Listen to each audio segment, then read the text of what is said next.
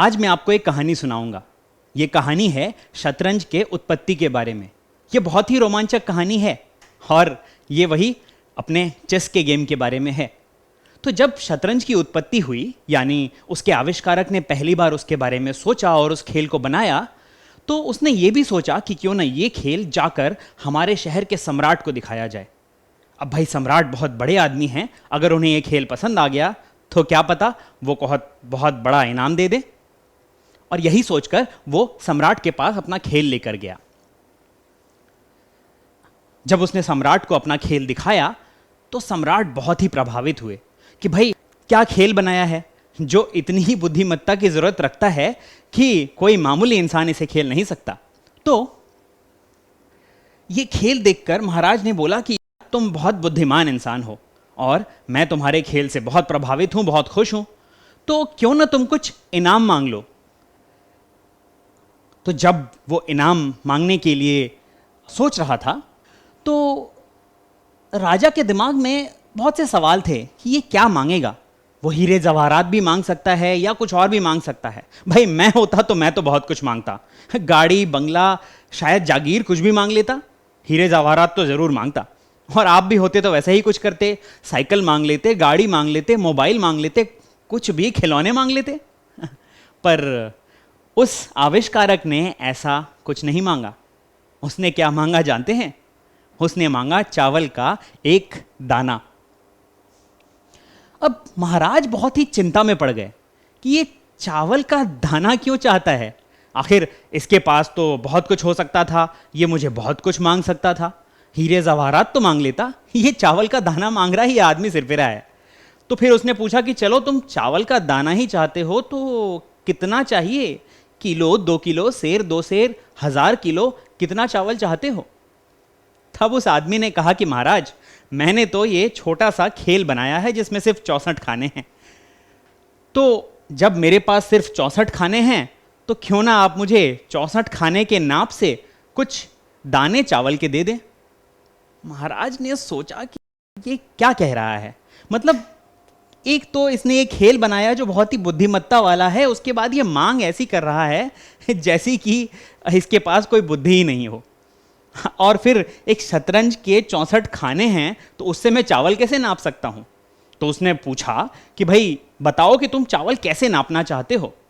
तो उसने कहा कि महाराज, ज्यादा कुछ नहीं, मुझे ऐसा कर दें कि इस खाने में 64 खाने हैं तो एक एक खाने में आप एक चावल का दाना रख दें। यानी कि पहले में 1, दूसरे में उसका 2 गुना 2, तीसरे में उसका 2 गुना 4, उसके बाद उसका 2 गुना 8, फिर 16, फिर 32, फिर 64। यानी हर एक खाने में दूसरे खाने के मुकाबले दुगने चावल के दाने रख दें। बस इसमें जितने भी चावल होंगे उतने मुझे दे दीजिए, मैं लेकर चला जाऊंगा। महाराज ने सोचा कि इस आदमी को जरूर कुछ हो गया है, ये ठीक नहीं सोच रहा। खैर, जब महाराज ने वादा कर दिया है और अपना वचन निभाएंगे ही, तो उन्होंने कहा कि ठीक है, तुम्हारी जो मर्जी, मैं तुम्हें वही दिला दूंगा। तो उन्होंने नौकरों को बुलाया और कहा कि भाई, इसकी मर्जी है कि चावल गिनकर दे दिए जाएं, तो चावल गिनकर दे दो जल्दी से और रफा दफा करो इसको। तो फिर चावल गिनना शुरू हुआ। तो जैसा कि उसने कहा था, पहले खाने पर 1 चावल का दाना रखा गया, फिर दूसरे खाने पर वैसे ही 2, फिर तीसरे पर 4, फिर चौथे पर, फिर ये बढ़ता गया, ये बढ़ता गया, कहाँ बड़ी बड़ी संख्या में पहुंचता गया। बट फिर भी अभी तक ये बोर्ड पर ही था, कहीं बाहर नहीं गया था। लेकिन महाराज की समस्या यहीं से शुरू होती है। जब ये गिनती बढ़ते बढ़ते 17वें अंक तक पहुंची, यानी गिनती 17वें वर्ग तक पहुंची, तब तक शतरंज का पूरा बोर्ड चावल से भर चुका था और ये बढ़ता ही गया, बढ़ता ही गया। महाराज भौचक्के रह गए कि ये हो क्या रहा है। और समस्या और बढ़ी जब 23वें वर्ग तक पहुंचते पहुंचते पूरा कमरा चावल से भर चुका था। और समस्या यहीं समाप्त नहीं हुई महाराज की, ये गिनती और भी बढ़ी, और भी बढ़ी, और भी बढ़ी। और जब ये 42वें खाने तक पहुंच गया तो कुछ इतने चावल थे कि पूरा महल चावल से भर गया। अब सोचो, पूरा महल चावल से भर गया और अभी तो 42वां खाना ही पहुंचा है, और अगर 64वें खाने तक जाना हो तो ये और बढ़ेगा। असल में 64वें खाने तक जाते जाते जो राशि होगी वो इतनी बड़ी होगी कि पूरे विश्व में अगर सिर्फ चावल उगाया जाए कुछ ऐसे, तो जितनी जमीन पूरे विश्व में है अगर उन सारे में चावल उगाई जाए तो भी कई दशक लगेंगे, तब जाके 64वें खाने के लायक चावल उगाई जा सकती है। तो स्वाभाविक है महाराज के पास इतना चावल तो कभी हो नहीं सकता था। तो महाराज ने हार मान ली और कहा कि भाई तुमने तो जो चावल मांगा था मैं तुम्हें कभी दे नहीं सकता, तो तुम एक काम करो, मेरा सारा राजपाट ले लो, तुम यहाँ के सम्राट बन जाओ, मैं बस इतना ही कर सकता हूँ अपना वचन पूरा करने के लिए। भाई आविष्कारक क्यों मना करता, वो वहाँ का राजा बन गया। तो अब आप ये बताइए कि क्या वो आविष्कारक सही में बेवकूफ़ था कि उसने चावल के दाने मांगे? जी नहीं, वो बहुत ही बुद्धिमान आदमी था। उसने कुछ चावल के दाने मांगे पर खुद वहाँ का सम्राट बन बैठा, क्योंकि वो अपनी गणित बहुत अच्छे से जानता था। वो जानता था कि अगर वो गणित का सही इस्तेमाल करे तो वो राजा को बेवकूफ़ बना सकता है और पूरी राजपाट खुद ले सकता है।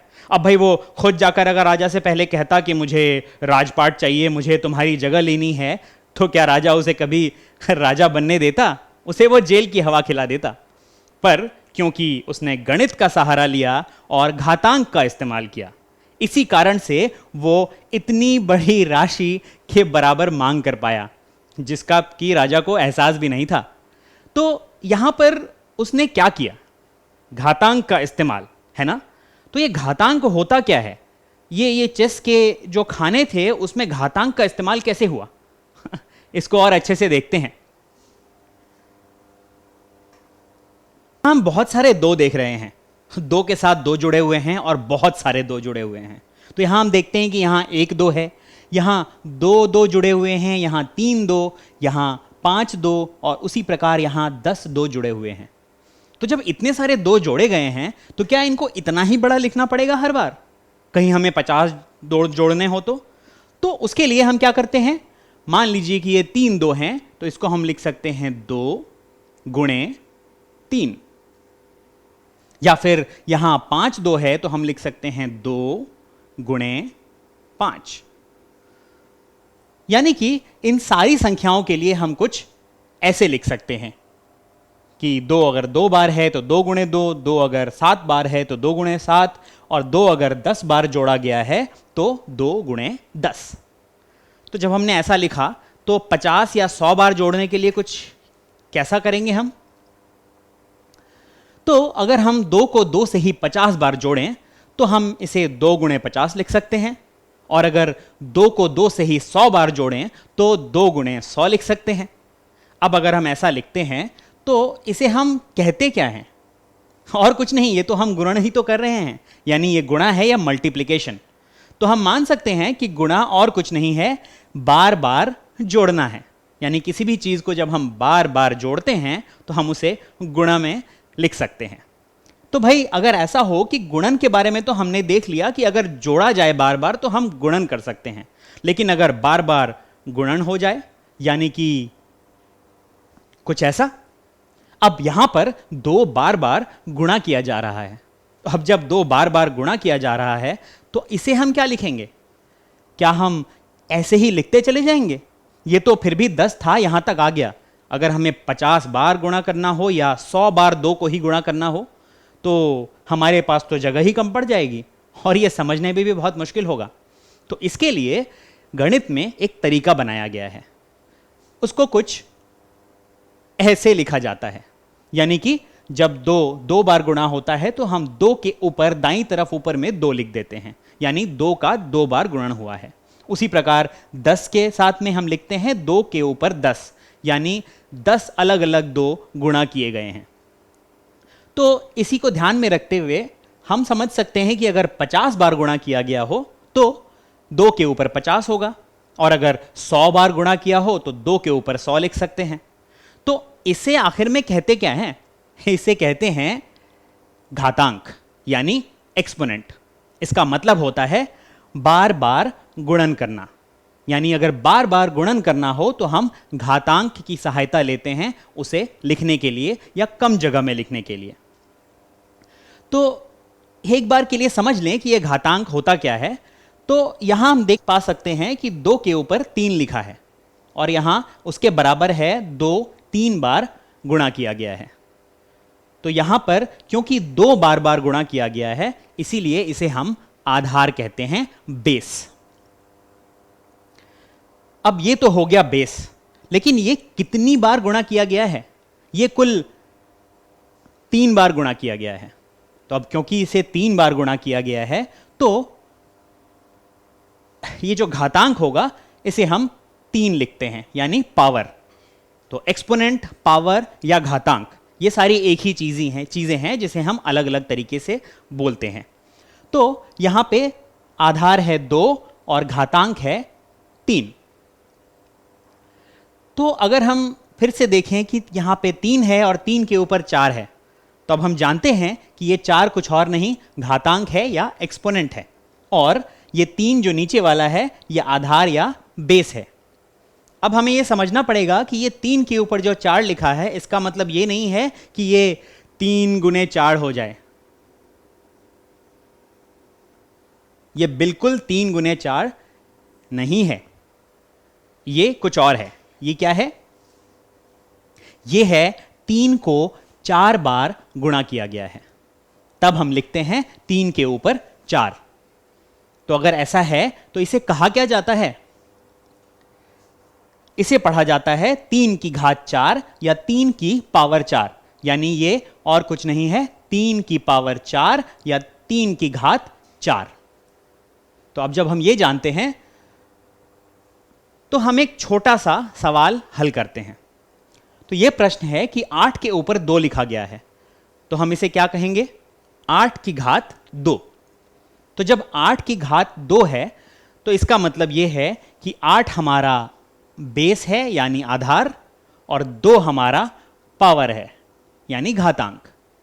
तो अगर ऐसा है तो बेस होता है जो बार बार गुणा किया जाता है, और 2 वो होता है जो ये बताता है हमें कि वो कितनी बार गुणा किया गया है। तो यहां 8 2 बार गुणा किया गया है, यानी हमारे पास हैं 2 8, 8 गुणे 8, इसको हम ऐसा लिख सकते हैं। और 8 गुणे 8 कुछ नहीं होता, 64 होता है। तो इसका जवाब होगा 64। तो अब हम ये भी जान गए हैं। तो अगर हम देखें कि एक्सपोनेंशियल या एक्सपोनेंट या घातांक क्या है, तो वो कुछ इस तरीके से लिखा जाता है। यानी अगर a हमारी संख्या है तो वो बार बार गुणा किया जा रहा है, यहां वो n बार गुणा किया गया है। तो अगर इसे हमें घातांक के रूप में लिखना हो तो हम क्या लिखेंगे? हम लिखेंगे a के ऊपर n, और हम इसे पढ़ते हैं a की घात n या a की पावर n। अब एक प्रश्न हम इससे जुड़ा हुआ देखते हैं। यहां पर 5 बहुत बार गुणा किया गया है। अब हम जानते हैं कि घातांक में जो बहुत बार जो एक संख्या गुणा की जाती है वो बेस या आधार कहलाता है। तो यहां पर आधार क्या होगा? यहां पर आधार होगा 5। अब 5 हमारा आधार है तो घातांक क्या होगा? घातांक वो होता है जो जितनी बार उस संख्या को गुणा किया गया है। तो यहां पर 1 2 3 4 5 6 7 बार ये संख्या आई है और इनका गुणन हुआ है, तो इसका घातांक हो जाएगा 7। तो हम देख पा रहे हैं कि इसे हम घातीय रूप में लिखेंगे तो लिखेंगे 5 की घात 7 या 5 की पावर 7। तो अब हम देखते हैं कि यहां पर हम एक बहुत बड़ी संख्या देख रहे हैं। ये बहुत बड़ी संख्या क्या है और क्यों है? तो इन्हीं बड़ी संख्याओं के लिए हम घातांक का इस्तेमाल करते हैं। अब जो वैज्ञानिक होते हैं उन्हें ऐसी ही बड़ी बड़ी संख्याओं से खेलना होता है या गणना करनी होती है। तो अब इतनी बड़ी संख्याओं को वो बार बार गणना में लिखेंगे तो ऐसा हो ही सकता है कि 1 या 2 शून्य उनसे छूट जाएं, और अगर ऐसा एक बार भी हो गया तो उनका सारा कार्य व्यर्थ हो जाएगा। और बार बार ऐसा लिखना संभव भी नहीं है, तो घातांक में ऐसा होता है कि इतनी बड़ी संख्या जैसे ये सूर्य का द्रव्यमान है, इसमें 1988 के पीछे बहुत सारे शून्य हैं।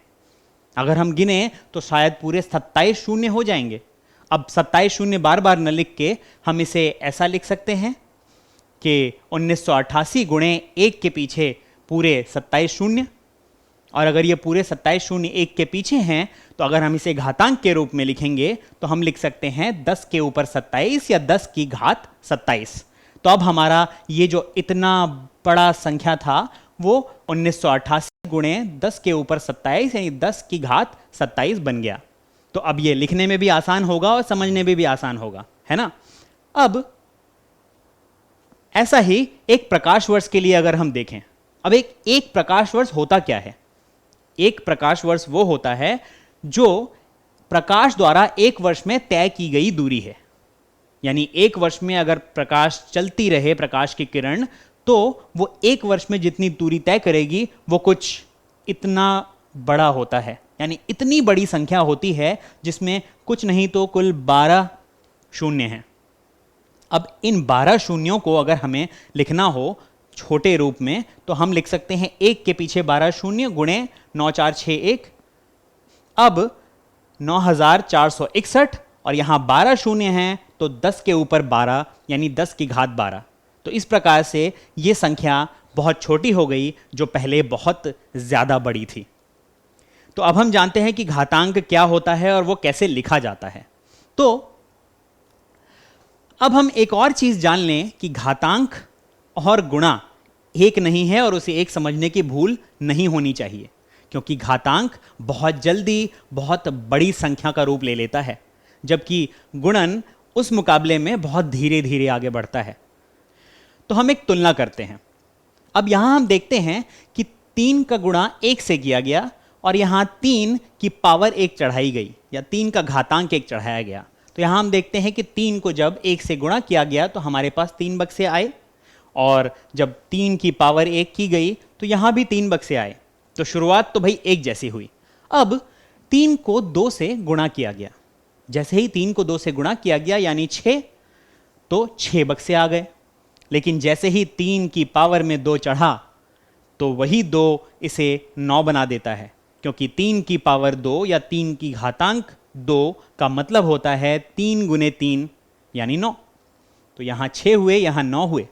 अब अगर हम 3 को 3 से गुणा करते हैं तो हमारे पास क्या आता है? हमारे पास 3 गुणे 3 9 डब्बे आते हैं या 9 खाने आते हैं। लेकिन जब उसी 3 को पावर में या घातांक में चढ़ा दिया जाता है तो वो 27 में बदल जाता है, यानी 3 गुणे 3 गुणे 3। 3 बार 3 का गुणा किया हमने और हमें 27 खाने मिल गए। अब यही संख्या 3 गुणे 4 की जाती है तो हमारे पास 12 खाने आते हैं। लेकिन यहां से यहां में कितना फर्क है देख लीजिए। 3 की घात जैसे ही 4 गया वैसे ही 81 बक्से आ गए। तो हम देख सकते हैं कि 3 के बाद 9, 9 के बाद 27 और 27 के बाद 81। तो सिर्फ एक एक संख्या बढ़ते बढ़ते हम 81 बक्सों तक पहुंच गए घातांक में। और यही है घातांक का सबसे बड़ा नियम कि घातांक एक एक करके बहुत जल्दी से तेजी से आगे बढ़ जाता है। और इसीलिए वो जो आविष्कारक था उसने ये शर्त रखी थी कि चावल के दाने रखे जाएं। अब वो चावल के दाने घातांक के लगते ही ऐसे गुणा होते होते बढ़ गए हैं कि वो वहां का राजा बन गया। तो घातांक का इस्तेमाल इसी प्रकार से हम सब कर सकते हैं, बड़ी संख्याओं को छोटी करने के लिए और शायद कुछ और करने के लिए। शायद आपको भी इसका इस्तेमाल करके थोड़ा दिमाग लगाया जाए तो कुछ बड़ी चीज मिल जाए।